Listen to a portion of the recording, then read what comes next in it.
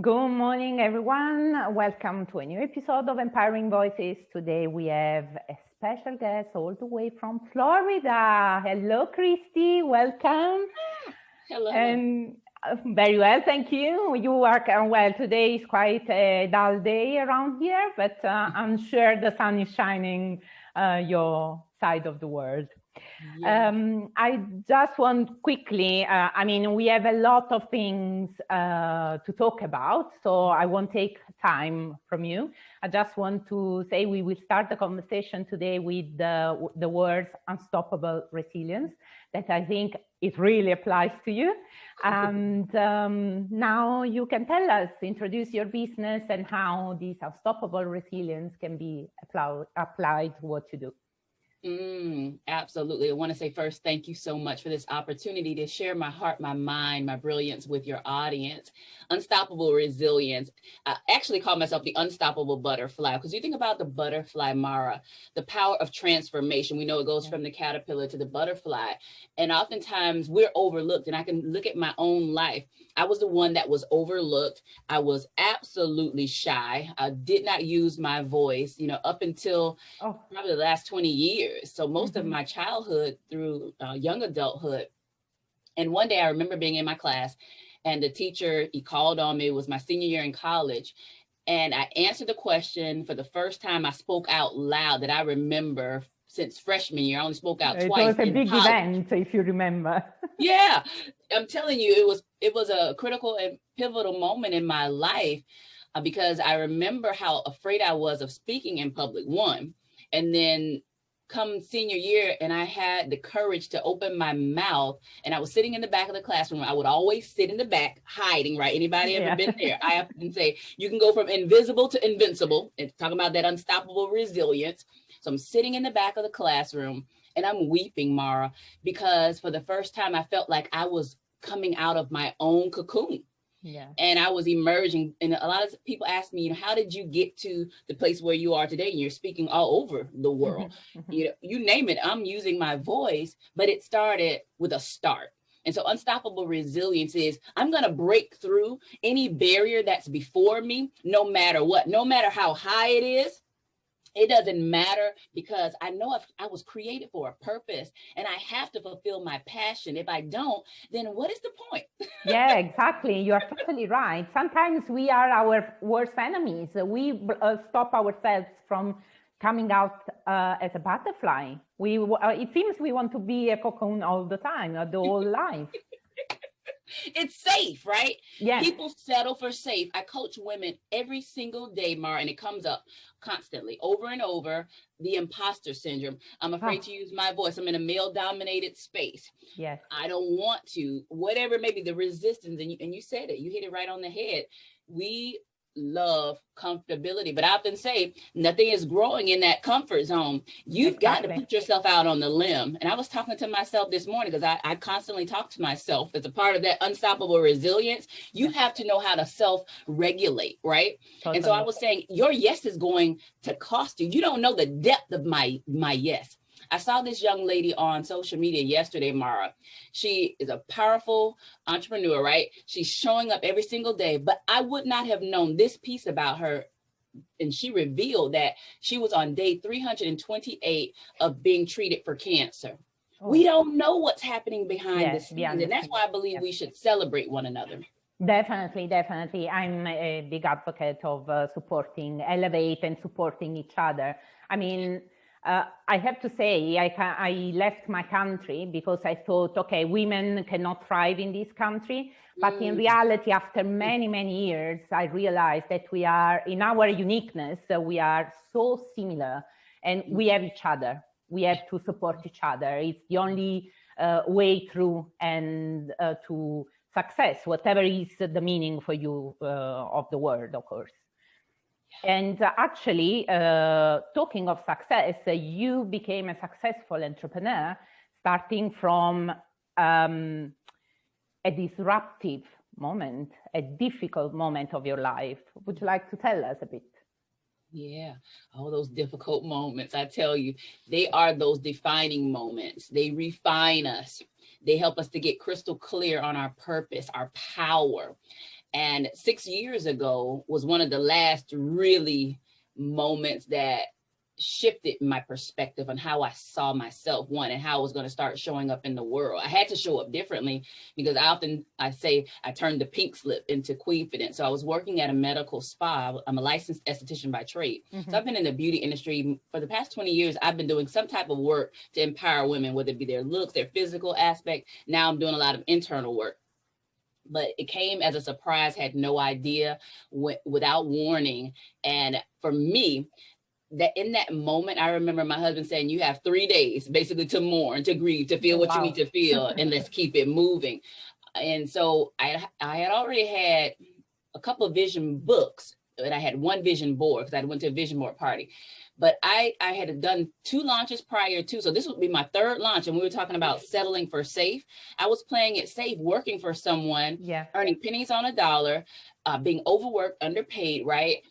And here I am, I was kicked out the nest. And so it was really, you've got to soar. There was no other option. And I said, 3rd time is a charm. It's going to have to be a charm. And so I went vision board crazy. Over the past 6 years, I now have 20 vision boards that are surrounding me in my home office, 6 vision books. Even the first vision book, that's how I got my husband. I was tired of having my heart broken. And so I got crystal clear on what I was looking for in an ultimate mate, and that I would be a life partner. And so I began to build myself up, one, brick by brick, and ultimately Queefidence, the company, Queefidence Image Consulting, was formed out of that name, pain. by the way. It's an amazing name. I mean, the combination of queen and confidence is great. Really, I mean, it's very inspiring and motivating. So please go on. So of course you built your company around that, as we said, around the problem that was transformed into opportunity. Of course, you are an author, you are a TED Talk speaker. I mean, you name it. No, you really came out. Came all the way out. Embracing your being a butterfly, big time. And so it is possible. The thing is, sometimes we are so, as you said, to step out of the comfort zone. It's the most difficult thing. But if we want growth, we have to change state. And to change state, you have to move and push yourself, even if it's a little bit every day.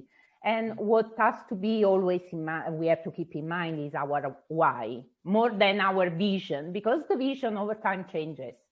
But the why has to be so strong that we can build this personality, our new story, because there's always a moment in life where we are a bit bored and tired of what we came to be. And we have to start becoming ourselves in some way. And we have to definitely push ourselves to do it. So tell us a bit of Queefidence, what you do, what is your aim? You work with women, of course. Absolutely. So tell us.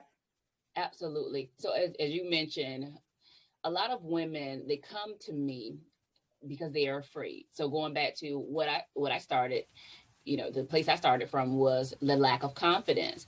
And you think about, as an entrepreneur, as a business owner, you have to believe in your vision.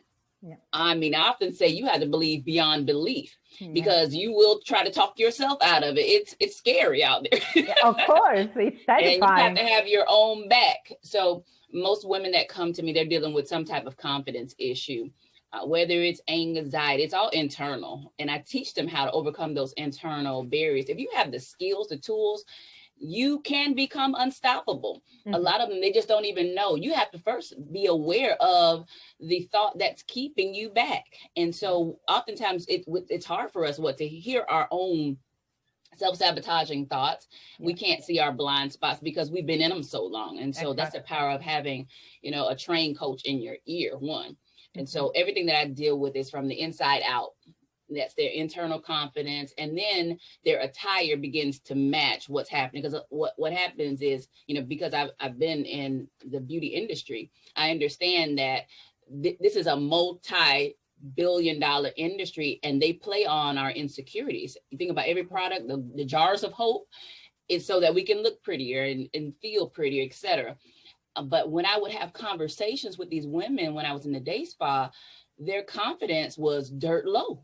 And I'm like, but you look amazing, Amazing. Why is immaculate. that? Yeah, Exactly. but it's what's happening up in here. And so Exactly. that's my jam. I love to get in their head.